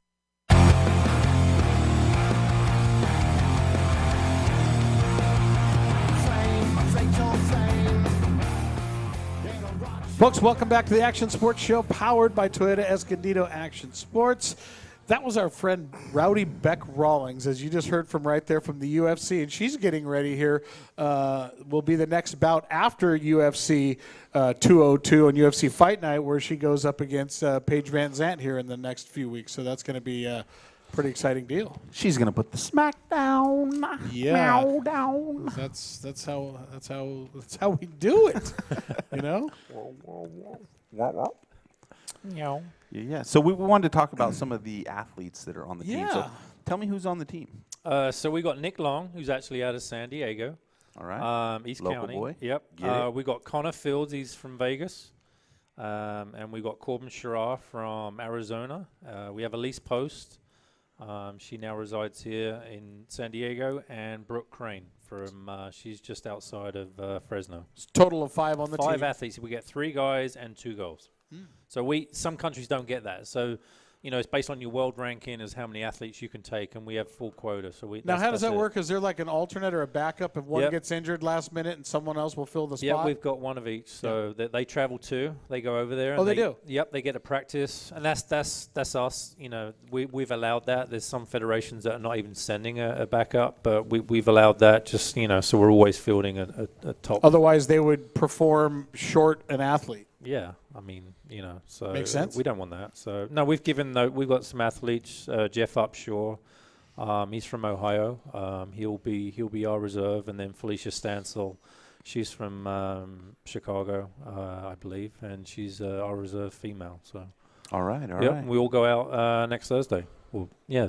No, this Thursday. Sorry, this week. How's the battle internally? Are those guys all kind of obviously at the top of their game? Do they battle with each other? Yeah, in a good way. I mean, I think they bring each other up. I mean, when you're a young kid and you've got your opponent, and typically, you pick any sport, some kid, he's your whatever nemesis. You race against these kids, but as you get older, you get to appreciate them because they elevate you. You push each other on, and I think all my guys, they appreciate each other, and they push each other on, and they're there for each other, and wish each other luck. But as soon as you're on the gate, it's it's game time. It's like Johnny O and Victor Sheldon. As soon as you're on there, the gloves come off. No, it's cool. So yeah, everyone gets along really well. We're broskies. We were riding yesterday, actually. Right. Your battle skis. Yeah, he's a good dude. He's a great dude. We need to have you on the show, by the way, Johnny O. What's the deal, man? Johnny, yeah, where is that guy? Mr. O'Mara. He fits the platform perfect. Yeah, we'll have some fun Moto, with him for bike, sure. Yeah. legend. Yeah. He does it all.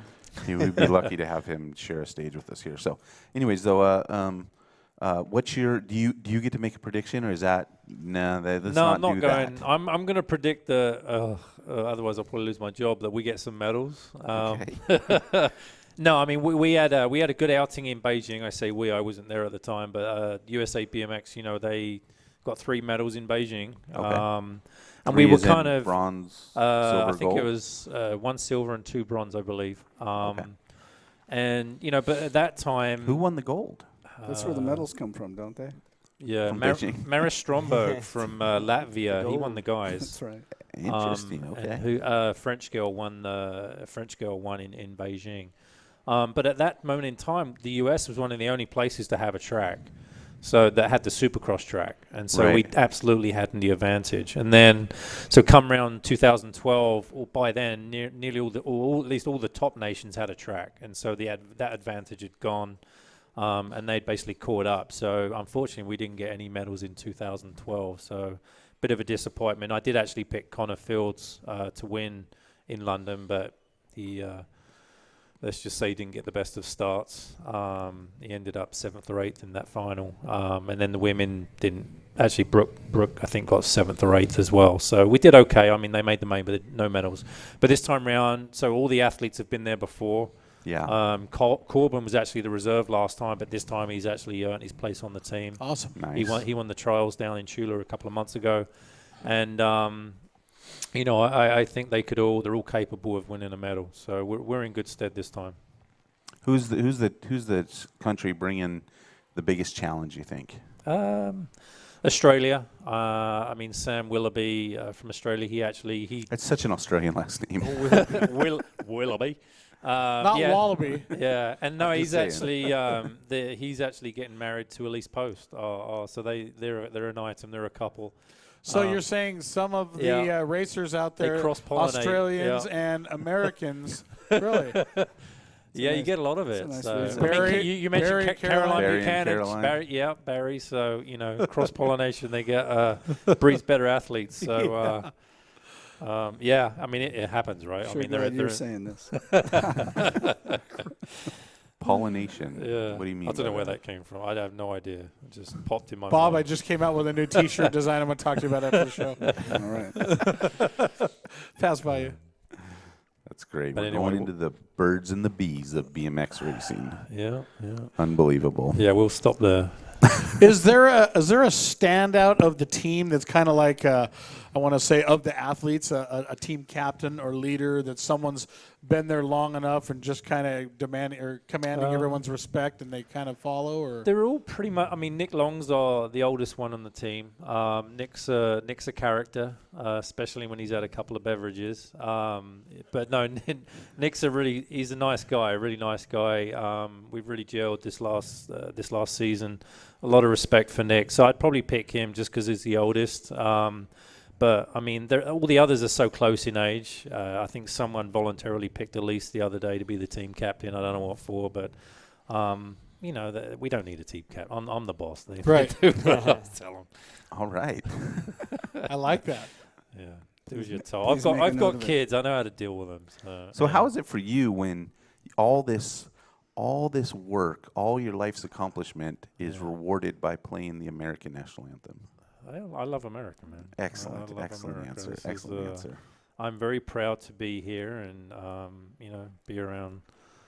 You know, I love America. Do you still go home a lot? You got a lot of family stuff still there? I go there, and like I went there for about 2 days about a month ago. Did some driving, and I just couldn't wait to get out of it. I mean, it's like Vegas, depressing. like day number 2. You're like, okay, it was cool, but I gotta go. Yeah, I mean, it depends what you're doing, but I just it's depressing, man. It's we were speaking earlier. Just I love America because everyone's so optimistic, you know, and it's the land of opportunity, and you know the great attitude, and I love surrounding myself with those kind of people with that attitude, and that's why I'm here. You know, in England, everyone's so pessimistic and just, you know, everything sucks. You can't do that. That's never going to. No, exactly, yeah. Really? So I just don't do that. So I decided to come here. So this is awesome. Why even try? We had America. We gave it back to them. They were stupid. You ever meet Kurt Nichol, a friend of the show here? Do you know who he is? No. All right, a British-born motocross racer. Oh, okay. Yeah. Very good one. A very, very good one. Yep. Maybe probably a little older than you, but yeah. Well, I've met, he lives over here now. Okay. Yeah, there's lots of foreigners over here. Is Chris Hay from Lit Pro? Do you know Chris?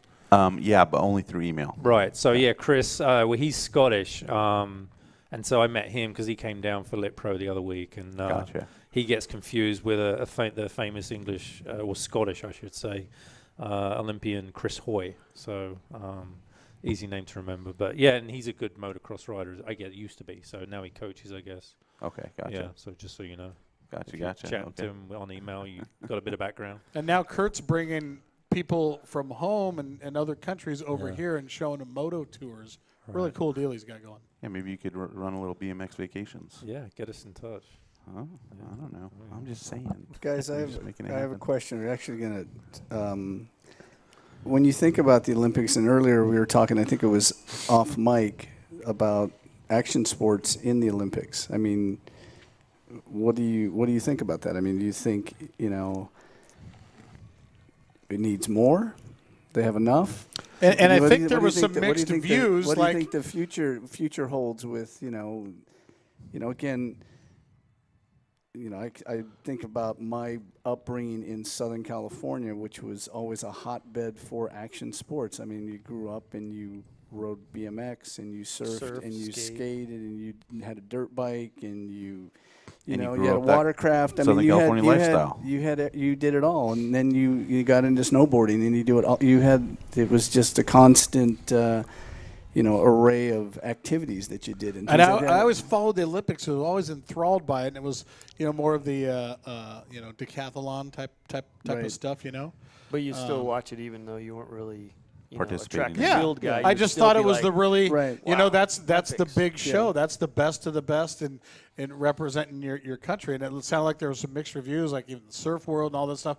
We don't need the Olympics. And other people were like, man, that's awesome. And we're honored that the Olympics would bring us into To be perfectly candid, my approach towards action sports going into the Olympics is one that is held with some reservation. I care very deeply about action sports across the board, and I believe that if you're going to participate, if you're going to take advantage of the sport, if you're going to become a representative or carry the sport into a high-profile scenario. You have to earn that right, and that right is something that, in order for me to trust you with it, then you have to earn it. And so they have been doing this, so now they've done pretty well with BMX, and so that goes in the positive category for me. Like, okay, they've handled BMX pretty well. They've handled snowboarding pretty well. So that gives me some hope that they can handle these other sports pretty well, but it's not something that I, as a athlete and fan and lifelong action sports enthusiast, feel like I want to just hand over to a corporation like the Olympic Committee and just say, yeah, you guys for sure do what you want. We don't play it that way. You got to earn your right in this world, and if you don't, then we don't want to be part of it. That's okay. If you don't understand what we're about, what action sports is about, the DNA that developed this amazing group of sports, then you really shouldn't be participating, or certainly shouldn't be leading the direction of it, because once it becomes in their hands, they will direct it, they will lead it, and they can either lead it towards a healthy way or they can lead it in an unhealthy way, and I certainly don't want that. So that's a mouthful, but candidly, that's what I think. Anybody else? Have they come at it, any action sport, and done bad things to it yet? Lots of people have, but like I said, I mean the Olympics. In the Olympic setting, I don't know of anything that I can say, yes, this was mishandled, but I can say that they handled snowboarding really well, and they handled BMX quite well. So yeah, I mean, it's been great for BMX. It's exposed our sport to a great wider audience, and it's given me a job. I mean, honestly, like when I was growing up, I was like, what do I do? Where do I go? I didn't see myself working at a bike store, and I don't have the money to start up a bike company. So what do I do? And then all of a sudden these opportunities started coming up. So I mean, I appreciate it. Where it's gone to, and I think it still holds BMX in the same light. Obviously, things are going to change a little bit, but I think it's for the good. And there is enough BMXers still involved that we maintain, or at least feel like we maintain some control, and are able to push the sport in the direction that we want, right. and athletes do have a voice. I think that seems like that happens in most of the sports.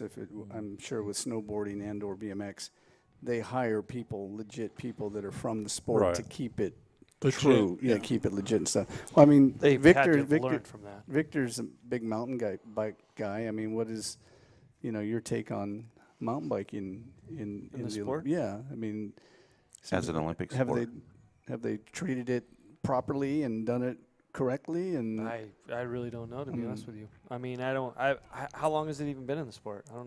How long has it been? I think only last Olympics was maybe Olympics? there. Cross country is what they're doing though, right? Yeah. But I mean, it's more to follow. I think it's pretty cool. But yeah, I mean, I don't know if it'll really do anything better for me, right? Personally, but not that I even really care. But I mean, I think it's, if it can be, I think the sport of mountain biking in a whole deserves to be on that platform, especially if other sports that are close to it are being able to be in there. So I think it fits really nicely.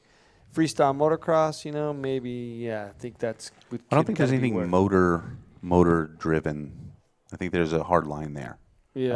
At least at this stage of Olympics. Yeah, but that could be coming. They still have decathletes, right? Yeah. I haven't seen it on TV yet. I'm serious. Yeah. What was that? Don't say it. Don't bring it up. Christine, or what was it? Don't go there.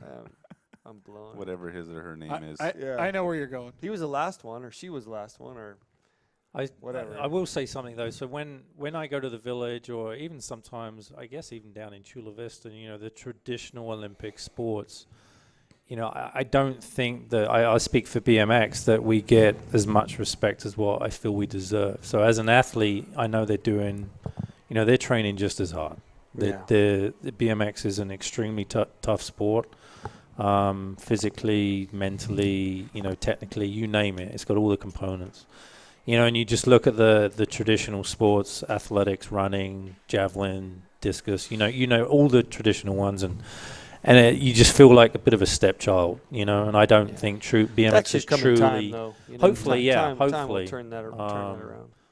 But I do feel that, and I sense that, like you said, hopefully through time that'll diminish. I mean, they've they only are got badass athletes that train their butt off. Yeah, I mean, we offer them a go. Ones. They walk out of the canteen down in Chula Vista, and the BMX track is right there, and they're quite often they're watching what we're doing, and I'm always like, well, I know I could run, and I know I could throw a discus. It might not be that far, but Right. you ain't riding your BMX bike Yeah. down that track, Right. So hopefully we get some respect. So all the sports train together? Yeah, I mean, a number. Not every single sport. There's 3 centers. There's one Chula. You got Colorado Springs and then Lake Placid back east. So, but I don't know if you guys are aware. They're actually the city of San Diego gave the USOC that land like about 20 plus years ago, 25 years ago, I think, and so it's come at a point in time where the USOC actually wants to get rid of some overheads, and they've actually handed it back to the city of San Diego, and or Chula Vista maybe, and Chula Vista has appointed Nazarene College down Point Loma to facilitate that venue. So now it's no longer actually an Olympic training site or center, sorry. It's an Olympic training site, which is different than an Olympic training center. So we might see more public. Yeah, I mean, we don't know. We really don't know. I mean, even the people that are employed down there in Chula Vista, they still don't know if they've got a job come January 1. So it's still up in the air. Yeah, literally. So, I think from what I hear, the Nazarene College were the ones that wanted to change it the least. So they still want to keep it as a place of, sport and excellence and not turn it into a YMCA. Which I think we all feared. We were like, well, this place is going to be filled with kids. But again, as having said that, I love when kids come down there because you want to inspire them, you want to give them dreams, and so I love it when kids come through. But yeah, so that's on the cards for next year. So we don't know. Hopefully BMX stays. We don't know if it's not guaranteed. They might show up and like, a pool would look nice there. We'll put a swimming pool in. We really don't know. So those guys are pretty hip. I think they'll dig. Actually, I hope so. Yeah, I mean they've been by the beach. They're a college right on the water. It's a lot of surf town, a lot of surf influence. I think that they're probably going to be very happy about the BMX part of that. Just taking a stab. Yeah, because I don't want to move. If you are listening, I don't want to move. Please, just keep us in Chula. You mentioned something about inspiring kids, and what is the next generation of BMX look like? Are there any like superstars coming up that you've kind of said that kid's going to be something? Yeah, I mean there is. I mean BMX. How many license holders in the US? I mean it's up there in tens of thousands. There is lots of talent, and that's one of the beauties of BMX being in my job is that, there is a feeder system. So USA BMX, so I was talking earlier, there's 2 sanctions. Right. Now it's 1, it's USA BMX, and they help support us, and basically all the athletes you see have come through their system. They hold races all over the US, and, and there's a lot of talent out there, so that helps me out. I pick them up at about 15, 16 years of age and put them through our development program. But the USA BMX is doing a great job in starting them off. And they're starting off in Striders, the age of 3. Oh, wow. Oh, yeah. So since Striders, you know what Striders are, right? Just the pedalless bikes. They have an event there at the Nationals now. They get the little kids, they're all kitted out, helmet on and everything, and they'll do like the last straight on a Strider. It's pretty awesome. So I could just see Dad rolling up with a big old 5th wheel, rolls his Strider out in the back, puts it under the canopy. Yeah, totally. You wouldn't believe the kids with mountain bikes these days. The mountain bikes that they're making for kids, 5 years old, full suspended bikes. I mean, they are just. I mean, I was at Whistler a few weeks ago, and they're just cruising down the huge mountain, little tiny bike, just ripping around. What do you drop on a bike like that? Oh, they gotta be spending $7-8 grand. No, not that much, but $1,500 maybe. Okay. Are they more of a specialized bike? Like, not specialized the brand, but like, I mean, they're you can get custom made. I forgot the brands that were making them, but Commerce, I think it was. Right. I forgot. So I've always wanted a mountain bike for my kids. I mean, they're 11 now. They could probably fit on one I could get in the store. But at one point in time, I wanted a mountain bike for them. You just couldn't get it. They got them small, medium, and large. Wow. So, and they're badass. Like they're like really cool, and they work. You push on the fork. and it's dampened just for Right. you, that that weight of that child that's or whatever. cool. But yeah, it's just like going back. I mean, when we were kids growing up, I mean, we had BMX bikes that were way too big for us. We had, things just didn't work, and nowadays everything is like, they're breeding these kids at a small age to become Like my boy's turning really 12 good. and he's outgrown his size and has to go up to the next one or whatever. So how does it work it's as far crazy. as mechanics with these guys? Do they have a team mechanic or individual mechanics for each racer? Most BMXers are pretty handy. they're doing their Actually, own. I take that back. themselves? I'm going to take that back. Most. I didn't say that. There's one or two that of our stick out. generation, I'm sure Bob can say the same, that we know how to wrench on a bike, but kids these days are useless. Oh my gosh. Their parents are so overbearing. The parents do everything. I mean, we literally get kids at camp that have never taken a wheel off. I'm like, you got to be kidding me. Seriously. I don't know how to change a tire. How do you know to ride it? I mean, I was banging cups in at the age of 8 and 9. I was rebuilding my bike. I think you break something or pop a tire day 3 on your bike and you're figuring it out already, right? Yeah. I mean, back then your dad said, figure it out, punch a repair kit. I don't know how many. I've had tubes with like probably 20 patches in, Now it's, your sponsor sends you a box of tubes and you ask your dad to change your tire or you take it to the bike store. I would never take my bike to the bike store. Yeah. Never. I don't think I ever have. It wasn't in the budget. No. I've bought stuff at a bike store. I've never taken a bike. I don't to the take bike it to there. Can you change my tire? It's flat. What do you do? I'm a professional BMXer. So kids, yeah, they got it. But I blame Gotta the head down to parents. the Olympic training facility and got a flat. You change your own. So I blame the parents though. But no, we travel with a mechanic. We've actually. I was speaking of foreign staff, so our mechanic's actually Dutch. Jan, he's over here for a few weeks. Nobody in America There's that nobody could in work on a BMX exactly. bike. So far, everything's been outsourced. We got Chinese metals. It'll all change when Donald comes in. Oh my God. Wow. Okay. Oh dear, I'll be fired. But no, we have a mechanic. But actually, the guys on the team, they're actually even Elise, like she's really good at working on a bike, and sometimes she won't let you work on a bike. So, That's what I would think. I would think that at this point, they figured it out. If they don't have their own mechanic, they're not going to let someone else work on it. Right. I And no, would some kinda guys are think really they're- fussy. Like Nick doesn't like his bike. He doesn't like you touching his bike. Sure. Yeah. So. He does all fine tuning, all that stuff. Yeah. I mean, if it's like truing a wheel or whatnot, we'll have someone do that. But I mean, the mechanic is more for like emergencies. So every rider going down to Rio will take 2 bikes. We have a whole box of spares as well: spare cranks, pedals, chains, tubes. We'll do it for them. Same brands? No, that's another complicated all thing. different? So everyone's got different stuff. So, actually, Brooke and Nick, they're on the same team, so they have their frames are different sizes, and pretty much their stuff's different. The cranks, everyone's got different length cranks and different equipment. Pretty much every bike is about as different as you could get. So that makes life harder for us, But tires, generally speaking, everyone's on the same tires, same tubes. Grips, there's a few things, but it can make it common. But like the Dutch team, everyone's bike's exactly the same brand, so which makes it easy for them. They look pretty tight too. Yeah, they're nice. Yeah. The most important part of any BMX bike is the donut that goes on the inside of the grip. We Do were they talking still about run those things? No, we were talking about them the other day. No, they don't. Little What is it? blisters right there. Donut. Oh, yeah, Stop you these getting a little blister guys on right your here? front. Yeah. Oakley made them. Yeah. Was it Oakley that came up with those? Yeah. The B2. We were talking about the grip. Remember the grip that had to come on the outside too? What was that called? I You don't- remember it. Can't remember the name off the top of my head. Your memory's as bad as mine. It's selective. Selective memory. Jim, how much time do we have? Is that the right? That's the, It is. that's We've the got time? about 4 minutes. So I have something to add. I know we've dominated the whole conversation with BMX, so I'm going to continue. So 2012, guys, I was living in London, and I got hired by Danny Boyle, director of he put together the opening ceremonies for 2012. So the reason I'm saying this is it's for me it's pretty funny. Is 4 years later, 4 years ago, excuse me, I was living in London and working with this huge English team, actually a very international team of people, and we were working on the opening ceremonies. So where I'm going with the conversation is, earlier I mentioned that I was living there, it was rainy and all this stuff, but I had 240 cyclists that I was working with, and we were doing kind of the last sequence in the opening ceremony show. I had 40 BMX riders, and we were going to have BMX freestyle in the Olympic opening ceremony. And we had built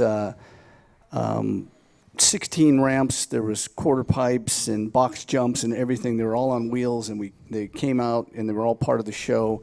Had all these great riders, all local UK riders that were there. Some very top guys, and then others were really top amateurs that showed up. And everybody was volunteers. And we were building the show. We had, I can't remember the total sequence time of our thing, 6 minutes maybe. And anyway, a big part of it was the freestyle BMX thing. So that was the fun part, and that was 4 years ago. It brings up big memories for me right now. The downside was 2 weeks before the Olympic ceremonies goes live, they cut the show, and they cut that segment out. BMX got cut out of the show, and so did other parts of cycling.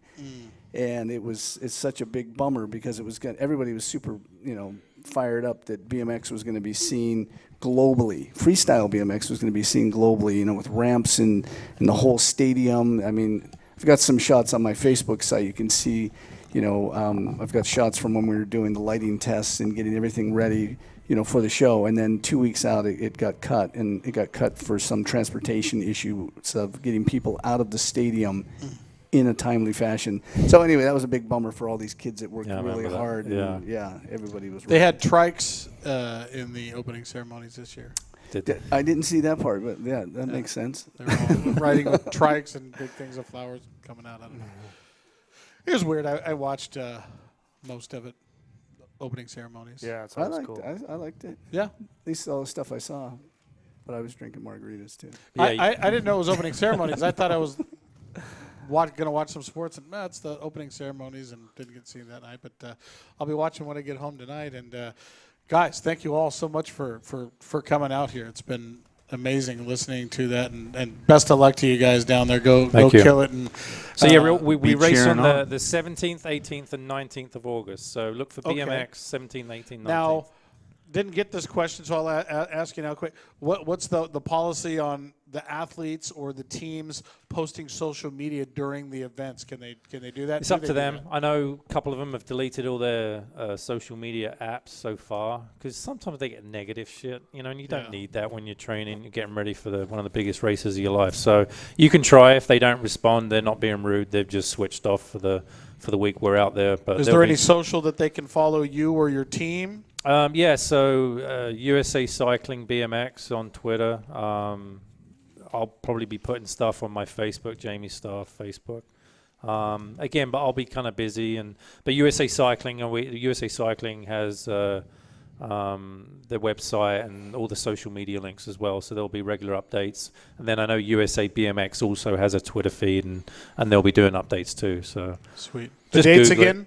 Sorry? The dates again? 17th is the first is time trials, and then 18th is the men, and then 19th is men and women. It'll be like the finals be on the 19th. Nice. So we're going to start planning that return party, the hardware broadcast party. So hardware broadcast. Man, we're going to be rooting you guys and gals on. Thank you so much, Jamie Staff, Bob Harrow, Victor Sheldon. Always great seeing you guys. Thank you so much for coming out. Thank you, Dan. Thanks for coming out. My pleasure. Chris, thanks for coming, Dan. Thank you, Jim. All you folks and everybody for listening. Don't forget to catch the Action Sports Show each and every Tuesday, 6:30 to 8:30 p.m. Go to the website, follow the social media at TE Action Sports. That's at TE Action Sports. Subscribe to the podcast. Get it downloaded automatically each and every week, and follow the YouTube and all that kind of good stuff. And you know what? We had a great show tonight. So we root on the USA BMX team. We'll see you next week right here, the same time. Remember, don't text and drive. Have a great one. We'll see you next time. The Action Sports Show.